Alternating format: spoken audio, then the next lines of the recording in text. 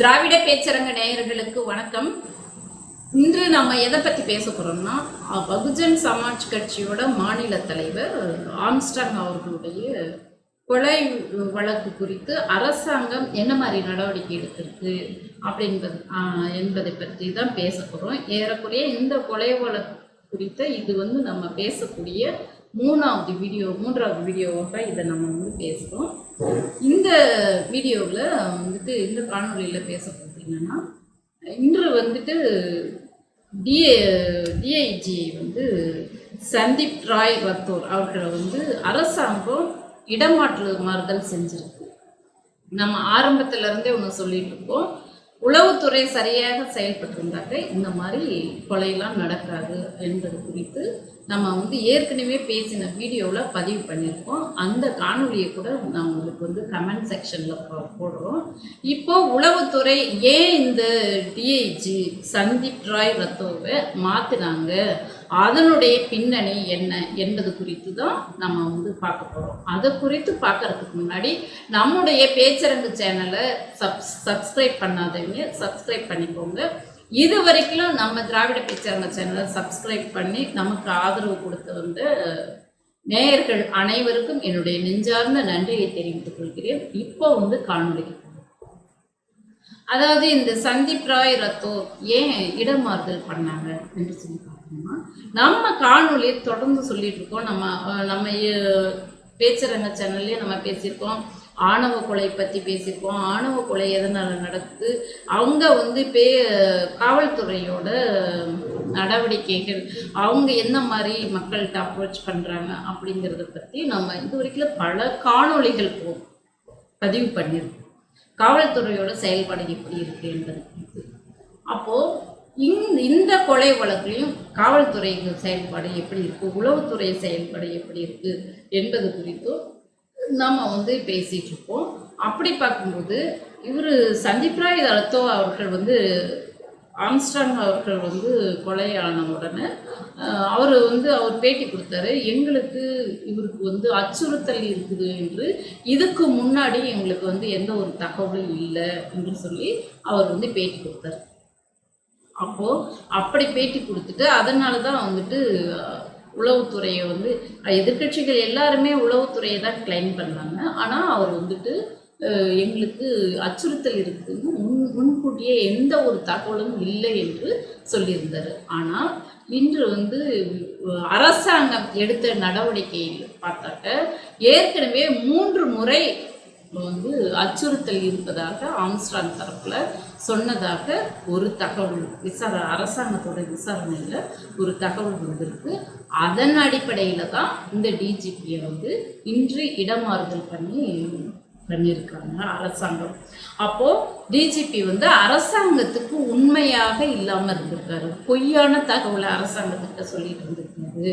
அவர் வேற யாருக்கோ செயல்பட்டிருக்காரு அப்படிங்கிறது இந்த டிஜிபி ரத்தோர் அவர்களுடைய செயல்பாடுகள் அறிக்கைகள் மூலமாக நம்ம புரிஞ்சுக்க முடியுது. இன்னொரு விஷயம் என்னன்னா, எதிர்கட்சி தலைவராக இருக்கக்கூடிய எடப்பாடி பழனிசாமி அவர்கள் சொல்லியிருக்காரு.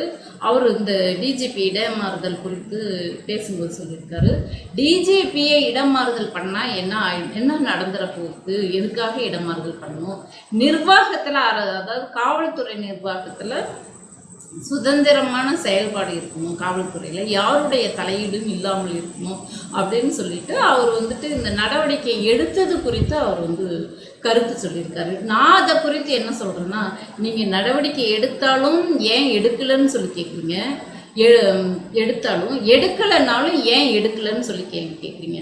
அப்போது உங்களுடைய நிலைப்பாடு என்ன? ஒன்று. ரெண்டாவது, இந்த மாதிரி தப்பு செய்கிறவங்கள சரியான உளவுத்துறை காவல்துறை சரியாக செயல்படலைனாக்க இடமாறுதல் தான் பண்ண முடியும், மீறி போனால் சஸ்பெண்ட் பண்ண முடியும். அவங்க உயர் அதிகாரியாக இருப்பதனால் அவங்களுடைய அதுவும் தீயணைப்பு துறையில் தான் அவங்கள மாற்றிருக்காங்க. அந்த மாதிரி அவங்க எல்லைக்குட்பட்டு செயல்படுவாங்க. அரசாங்கம் அந்த தவறுக்கு என்ன தவறு செஞ்சாங்களோ அதுக்கு உட்பட்டு செயல்படுவாங்க. இன்னொரு மிக முக்கியமான விஷயம் என்னன்னாக்க, இந்த காவல்துறை இப்படி செயல்படுவதற்கு அரசாங்கத்துக்கு உண்மையாக இல்லாமல் இருப்பதற்கு காரணமே என்னன்னு பார்த்தோம்னாக்க, கடந்த 10 ஆண்டு கால ஆட்சியில் நாம் தொடர்ந்து பேசிகிட்டு இருக்கோம். கடந்த 10 ஆண்டு கால ஆட்சியில் சங்கிகளை காவல்துறைக்குள்ள அந்த கருப்பாடுகளை நுழைச்சிட்டாங்க பிஜேபி கொண்டு வந்து. அதை நம்ம தொடர்ந்து பதிவு பண்ணிக்கிட்டே இருக்கிறோம். இதுக்கு காரணம் எடப்பாடி பழனிசாமி பிஜேபிக்கு அடிமையாக பலவீனமாக இருந்ததுனால அவங்க சொன்னதெல்லாம் சொல்லி அப்படியே ஜிங்ஜாங் போட்டதுனால இன்னைக்கு இந்த அரசாங்கம், இன்றைய திராவிட மாடல் அரசாங்கம் பல்வேறு பிரச்சனைகளை சந்தித்து கொண்டு இருக்கிறதுக்கு காரணம் இந்த எடப்பாடி பழனிசாமி அவர்கள் தான். இது திமுக அரசு காலத்தில் மட்டும் நடக்கல.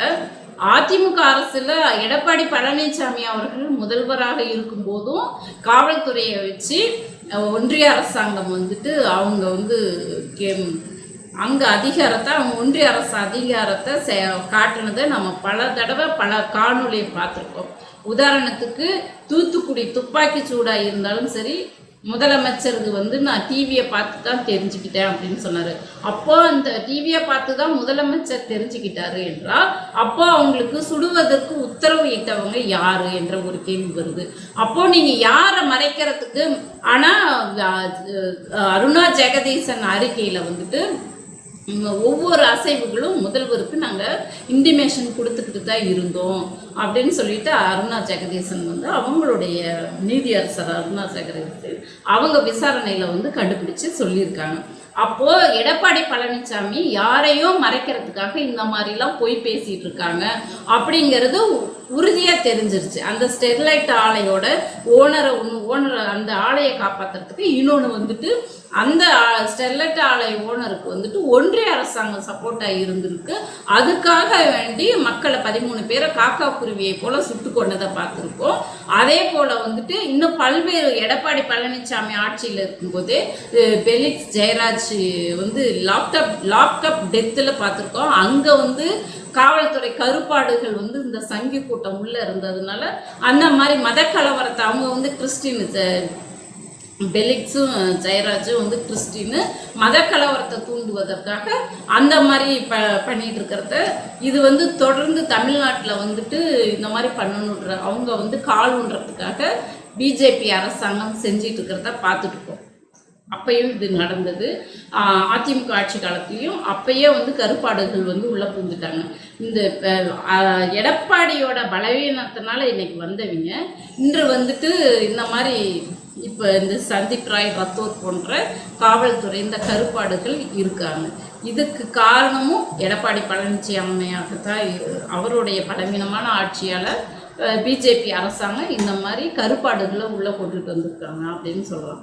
இன்னொரு விஷயம், ஏன் தமிழ்நாட்டில் மட்டும் பிஜேபி இப்படி பண்ணுதா, ஏன் திமுக அரசாங்கத்துக்கு மட்டும் இந்த மாதிரி காவல்துறையை வச்சு ஒன்றிய அரசாங்கம் இப்படி கேம் ஆடுதா அப்படின்னு சொல்லிப்பா, எதற்காக இப்படி பண்ணுறாங்க அப்படின்னு சொல்லி பார்த்தோம்னா, இந்தியாவிலேயே ஒரு சித்தாந்தத்துக்கு பிஜேபியோட ஒரு கொள்கையை எதிர்க்கிற ஒரே கட்சியாக இந்தியாவிலேயே இருக்கிறது பிஜேபியோட கொள்கை இருக்கிற ஒரே கட்சி திமுகவாகத்தான் இருக்குது. அந்த சாதி ஆதிக்கத்திற்கு, அந்த அடுக்குகளுக்கு, சாதி அடுக்குகளுக்கு, நீ தலையில் பிறந்தவன், தோளில் பிறந்தவன், சூத்திரர்கள்லாம் தோளில் பிறந்தவங்க, பிரம்மாவின் தலையில் பிறந்தவங்களாம் பிராமணர்கள் என்ற அந்த சாதி அடுக்குகள் கட்டமைப்புகளை நிலைநாட்டுறதுக்காக இந்த பார்ப்பனிய மேலாதிக்காக அரசியல் செய்கிறது தான் பிஜேபி அரசாங்கம். அதுதான் அவங்களுடைய சித்தாந்தமாக இருக்குது. அந்த சித்தாந்தத்துக்கு நேர் எதிர்கொள்கையை வச்சுக்கிட்டு இங்கே அரசியல் செய்வது திராவிட முன்னேற்ற கழகம் மட்டும்தான். சித்தாந்த ரீதியாக இந்தியாவிலேயே பிஜேபியை எதிர்ப்பது திராவிட முன்னேற்ற கழகம் தான். அப்போது பிஜேபிக்கு ஒரே எதிரி யாருன்னு பார்த்தா அது திராவிட முன்னேற்ற கழகம். அப்போது அவங்களை எப்படியாவது மக்கள் மத்தியில் செல்வாக்கு இழக்க வைக்கணும். அதுவும் குறிப்பாக பிஜேபி அவங்க யாரை தாக்குறாங்கனாக்க தலித் தலைவர்களை, தலித்துக்களை பட்டியலின மக்களை அவங்க கார்னர் பண்ணுறாங்க. அப்போ திமுகவுக்குன்னு இருக்கிற ஓட்டு வங்கி யாருக்கிட்ட இருந்து வருதுன்னு பார்த்தோம்னா தலித்து பட்டியலின மக்களோட செல்வாக்கு வந்து திமுகவுக்கு கூடுதலாக இருக்கிறதுனால குறிப்பாக தலித் தலைவர்கள் பார்த்து அவங்க காரணம் பண்ணிட்டு இருக்காங்க. இப்போ நடந்த இந்த ஆம்ஸ்ட்ராங் கொலை வழக்கில் கூட செல்வராஜ் என்கிற பிஜேபியோட நிர்வாகி ஒருத்தர் வந்துட்டு இந்த கொலை வழக்கில் கூட இருக்காரு. அதே போல் தமிழ்நாட்டில் நடக்கிற இந்த கள்ளக்குறிச்சி சம்பவம் ஸ்ரீமதின்ற இந்த மாணவி இறப்பில் கூட அந்த ஸ்கூலோட ஓனர் வந்துட்டு பிஜேபிக்காரர் இருக்காங்க. அப்போ வந்துட்டு சட்ட ஒழுங்கு பிரச்சனை வந்தது. அப்போ வந்துட்டு கலவரம் ஏற்பட்டது கூட காவல்துறையோட மெச்சனத்தால் நடந்தது. இதுலேயும் ஒன்றிய அரசோட பங்கு இருந்தது அப்படின்னு சொல்லிட்டு பரவலாக பேசப்பட்டது. இந்த மாதிரி திமுகவுக்கு கெட்ட பெயர் உண்டு பண்ணணும் என்பதற்காகவே இந்த மாதிரி ஒரு அரசியல் வந்து உள்ள அரசியல் வந்துட்டு மறைமுகமாக செயல்படுத்திட்டு இருக்காங்க. அந்த மாதிரி தான் இப்போ இந்த ஆம்ஸ்ட்ராங் கொலை வழக்கையும் இந்த சந்தீப் ராய் ரத்தோர் டிஜிபியும் வந்துட்டு உண்மைக்கு மாறான தகவலை சொன்னதுனால இன்னைக்கு வந்து அவர் வந்து இடமாறுதல் செஞ்சிருக்காரு. அப்போ அவர் யாருக்கு உண்மையா இருந்திருக்காரு அப்படின்றது தான் கேள்வி வருது. அப்போ இவங்க வந்துட்டு திமுக அரசாங்கத்துக்கு கெட்ட பெயர் உண்டு பண்ணணும் என்பதற்காகவே இந்த மாதிரியெல்லாம் நாங்குநேரியில் நடந்த அந்த ஒரு பையன் +2 படிக்கிற பையனை வந்துட்டு வீடு புகுந்து அந்த தங்கச்சியும் அண்ணன் தங்கச்சி 2 பேர்த்தையுமே வந்து ஆதிக்க சாதியினர் வந்து கொலைவெறி தாக்குதல் பண்ணாங்க. அந்த கும்பல் பின்னாடி யார் இருந்து செயல்பட்டாங்க, மூளையாக இருந்து செயல்பட்டாங்கன்னு பார்த்தாலும் அங்கேயும் வந்து பிஜேபிக்காரங்க தான் மூளையாக இருந்து செயல்பட்டாங்க. அப்போ தமிழ்நாடு வட மாநிலங்கள்லாம் மத கலவரத்தை தூண்டி அங்கே வந்துட்டு அரசியல் பண்ணுறது, ஆட்சியை பிடிக்கிறது வந்து பிஜேபியோட சித்தாந்தத்தில் ஒன்றா இருக்குது. அதே இங்கே வந்து மத கலவரத்தை தூண்ட முடியாது. இங்கே வந்துட்டு எல்லாரும் இஸ்லாமியர், கிறிஸ்துவர்கள், இந்துக்கள்னு சகோதரத்துவத்தோடு இருக்கிறோம். மதச்சார்பின்மையோட தமிழ்நாடு செயல்படக்கூடிய ஒரு பகுத்தறிவு மண் என்பதனால இங்கே வந்து மறைமுகமாக சாதி கலவரத்தை தூண்டி மறைமுகமாக திமுக வந்து பட்டியலின மக்களுக்கு எதிரானவர்கள் என்ற ஒரு தோற்றத்தை உருவாக்குவதற்காக இந்த மாதிரி பிஜேபி அரசாங்கம் வந்து பிஜேபி என்ற ஒரு கட்சி வந்து தமிழ்நாட்டில் வந்து ஒரு அரசியல் சதுரங்க ஆட்டத்தை ஆடிட்டு இருக்கு. இந்த டிஜிபியோட இடமாற்றம் வந்துட்டு அதை தான் உணர்த்துது. இந்த நிலை இங்கே வந்துட்டு திராவிட முன்னேற்ற கழக அரசாங்கம் வந்து சட்ட ஒழுங்கு காப்பாற்றுவதற்கு மிக மிக மிக ரொம்ப உறுதியாக இருந்து அந்த சட்ட ஒழுங்கு நிலைநாட்டுவதற்காக மாண்புமிகு முதல்வர் அவர்கள் மிக எச்சரிக்கையாக இருந்து செயல்பட்டு கொண்டிருக்கிறார். அப்படி இருந்தும் இந்த கருப்பாடுகள் உள்ளே இருப்பதனால இந்த மாதிரி 1-2 பிரச்சனைகள் வருது. அதையும் வந்து பெரிய அளவில் போகாத அளவுக்கு உடனுக்குடனே தண்டனை கொடுத்து அவங்கள வந்துட்டு காப்பாற்றக்கூடிய அரசாங்கம் தான் திராவிட முன்னேற்ற கழக அரசாங்கமாக இருக்கிறது. இன்று புதிய ஆணையாளராக பொறுப்பேற்று கொண்ட மரியாதைக்குரிய அருண் அவர்கள் கூட சொல்லியிருக்காங்க, ரவுடிகளுக்கு எந்த மொழியில் சொன்னால் புரியுமோ அந்த மொழியில் சொல்லி ரவுடிசத்தை ஒழிப்பது தான் எங்களுடைய முதல் வேலையாக இருக்கும் என்று சொல்லியிருக்காங்க. அது வந்து நடக்கணும், மக்கள் காப்பாற்றப்பட வேண்டும். இனிமே எந்த ஒரு தலைவர்களும் தலித் இயக்கத்தை சார்ந்தவர்களும் பாதிக்கப்படாமல் இருக்கணும். இது எல்லாம் நடக்கணும். திராவிட மாடல் முதல்வர் அவர்கள் மிக சரியாக சட்டம் ஒழுங்கை பாதுகாத்து கொண்டு இருக்கிறார். இதற்கு மறைமுகமாக அதாவது சட்டம் ஒழுங்கை வந்து சீர்குலைக்கணும், இப்படியெல்லாம் பிரச்சனை உண்டு பண்ணணும் என்பதற்காகவே பிஜேபியில் வந்து ரவுடிகளை, கிரிமினல்களை, அந்த எஃப்ஐஆர் வந்து அவங்கள ரவுடிகளை சேர்க்குற ஆட்கள் எல்லாத்துக்கு பேர்லேயும் 5 வழக்கு இருக்குது, 6 வழக்கு இருக்குது. பாலியல் பலாத்காரம் பண்ணனவங்களை இந்த மாதிரி நபர்களாக தேர்வு செய்து கட்சியில் சேர்ந்து சமூகத்தில் வந்து பிரச்சனை உண்டு பண்ணுறது தான் அவங்களுடைய இந்த வேலையாக இருக்குது. திராவிட முன்னேற்ற கழக அரசாங்கத்துக்கு கெட்ட பெயர் உண்டு பண்ணணும் என்பதற்காகவே இந்த மாதிரி வேலையை பிஜேபி வந்து செஞ்சிட்ருக்கு. இது வந்து தமிழக மக்கள் வந்துட்டு ஒரு பகுத்தறிவு மண், பெரியார் அவர்களால் பக்குவப்படுத்தப்பட்ட மண். இங்கே நம்ம வந்து தொடர்ந்து பார்ப்பனிய எதிர்ப்பு தான் இங்கே வந்து இந்த சாதிய ரீதிக்கு எதிரான, சாதி ஆணவத்துக்கு எதிரான, எல்லோருக்கும் எல்லாமும் வேண்டும் என்ற ஒரு கோட்பாட்டின்படி, ஒரு சித்தாந்தத்தின்படி பெரியாரால் பக்குவப்படுத்தப்பட்டு அறிஞர் அண்ணாவால் அது வந்து வளர்த்தெடுக்கப்பட்டு இன்று கலைஞர் அவர்கள் வந்து தன்னுடைய திட்டங்கள் மூலமாக மக்கள் எல்லாரும் இன்னைக்கு வந்துட்டு சமூக நீதி பெற்று ஓரளவுக்கு நம்ம வந்து முன்னேறிய நாடாக இருக்கோம்.